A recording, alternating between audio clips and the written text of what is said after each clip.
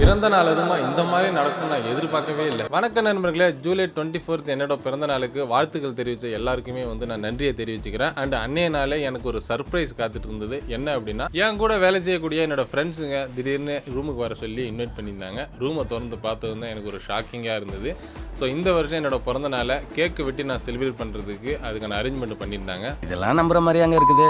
நான் வெளிநாட்டில் சவுதி அரேபியாவில் கிட்டத்தட்ட 10 வருஷமாக வேலை செய்கிறேன். இந்த 10 வருஷத்தில் இந்த பிறந்த நாளை தான் இந்த மாதிரி கேக்கு வெட்டி செலிப்ரேட் பண்ணியிருக்கோம். நம்ம ஊரில் இல்லைனா வீடுகளில் பிறந்த நாளுக்குள்ள இந்த கேக்கெல்லாம் வெட்டி நம்ம செலிப்ரேட் பண்ணுவோம். பட் இங்கே வெளிநாட்டில் வேலை செய்யக்கூடிய யாருமே இந்த மாதிரியான செலிப்ரேட் பண்ணுறதுக்கு விரும்ப மாட்டாங்க. ஆனால் எனக்கு இன்னைக்கு ஒரு ஸ்பெஷல் டேவாக அமைஞ்சது. என்னோட ஃப்ரெண்ட்ஸுங்கெல்லாம் இந்த மாதிரி கேக் வெட்டுறதுக்கான அரேஞ்ச்மெண்ட்லாம் பண்ணியிருந்தாங்க. ஸோ என்னோட பிறந்தநாள் அன்னைக்கு தான் என்னோட மனைவிக்கும் பிறந்தநாள் அப்படிங்கிறதுனால ஸோ ஹாப்பி பர்த்டே கப்புள்ஸ் அப்படிங்கிற ஒரு கேக்கை வெட்டி இந்த வருஷம் பிறந்தநாளை நான் கொண்டாடினேன்.